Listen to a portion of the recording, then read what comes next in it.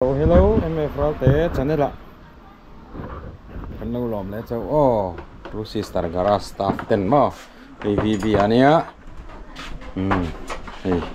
deal zol return. Chuan khi wal share bike kan phua khom le me ka. Chuan hi Samu ania. Samu, hello. Samu bial nu nei. Bial nu nei em à. Ani hi. Hian staff pathum chia kan omre ni. Tunai chumo.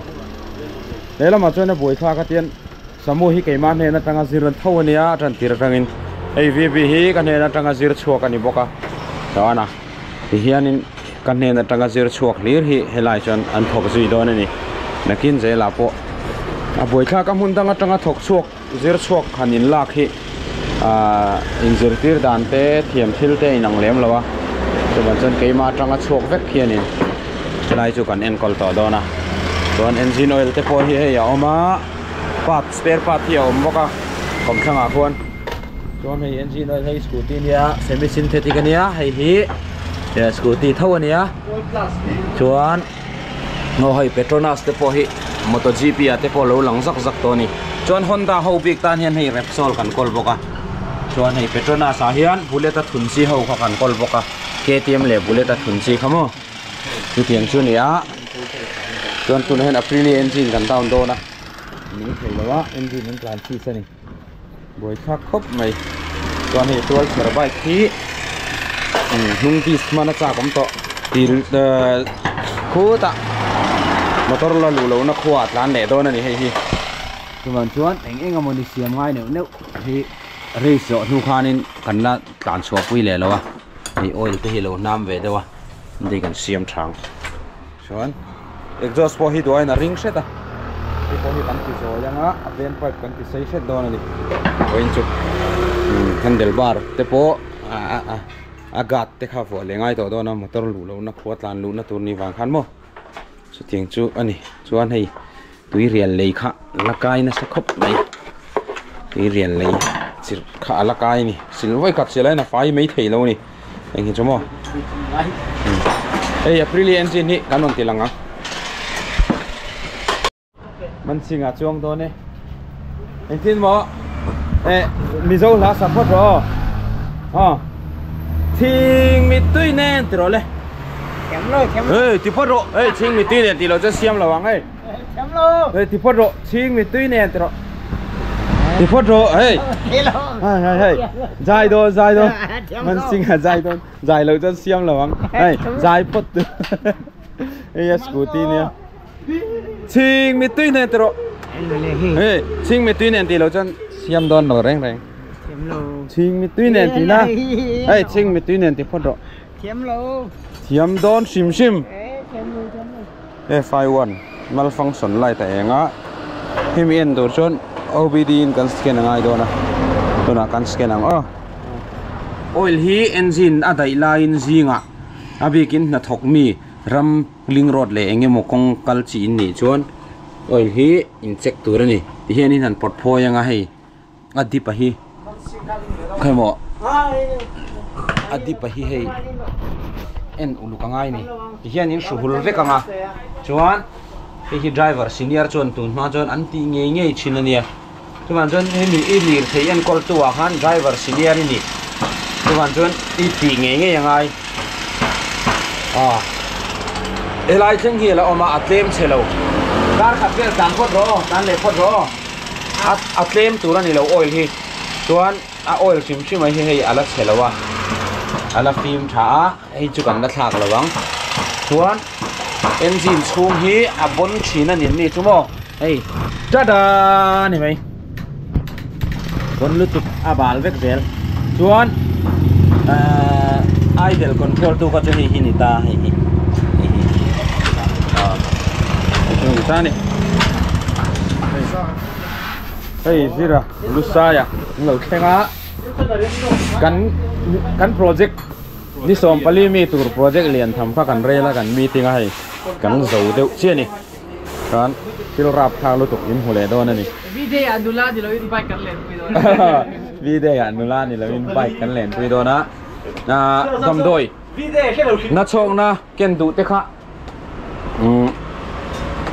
khát tiếng ngang hay cái lâu thầu về nghe anh tí tới khai nằm cho nên rồi thì léo la ni cũng bốc han PC pharmacy nan rồi thọ anh lom khom men na chau na te vitamin te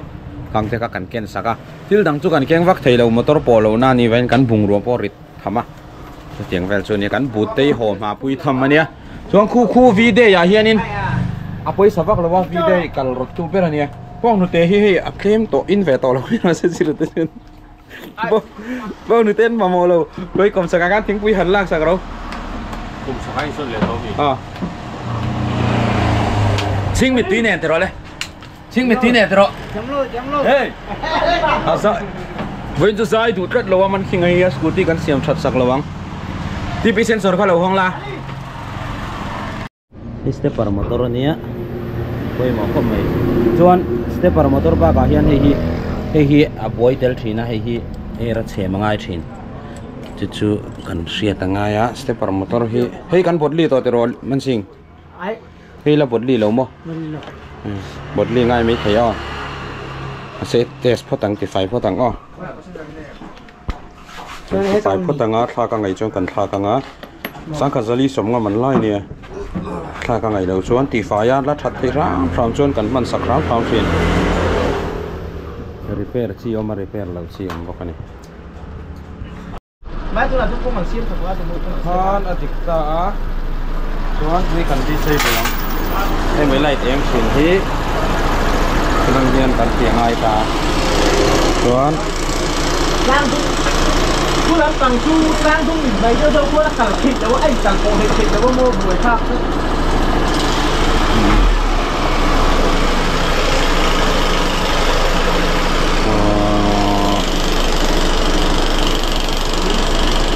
device foil out rồi foil out xì nó nè một chút you see okay thì ta chuan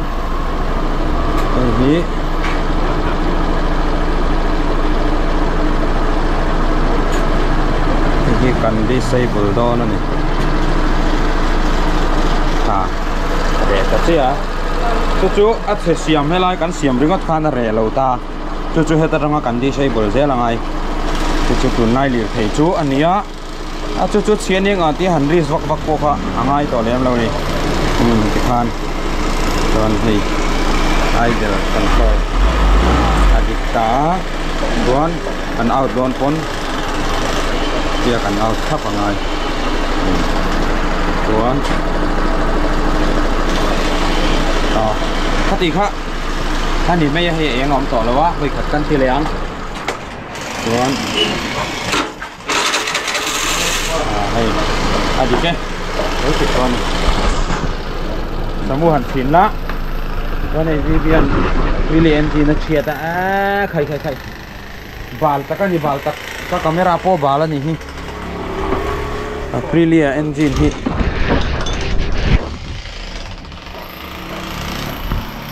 Aprilia how he compressor at lem tin ato patha khan to hei valve pathum mamang vea e tia arrest thei thui thei ani he jumo thuk rai thei jira chhodo na siamne kan meeting lo ka chon hei class lever hi tia ka vua kan vua lu thin na khan chu kan pluk pal khan han del war hian le jusika he hian a silota he hian a sigma sak chuan he abung thin ta chuwang ania class lever hi kan tan vel na chan abung lo po kan tan vel na chan tu he po hi doronela le tu rom le to ni headlight thachi klom box si eng box si nia amot pa hi wang ve khang lang ani khala tu so run bye ro bye setak engine ni himo setak engine đó kuna hian taruk le achan very trap to kan la zo thei lawa hei voina Aprilia engine hi kan zo lo ani voin chon mo achan chu a block te kha leitur atau deuh le ka wangin an kat dona chu nei tu te lam pang hian an ron boi pui man lawa college kan lai ten ni wangin ei engine oil hi đúng em mấy nè cho nó block khi rang phép bọc cái gì mà hi rang phép cái hành nó hành thì sắc cái hành tum nghĩa là tlang hi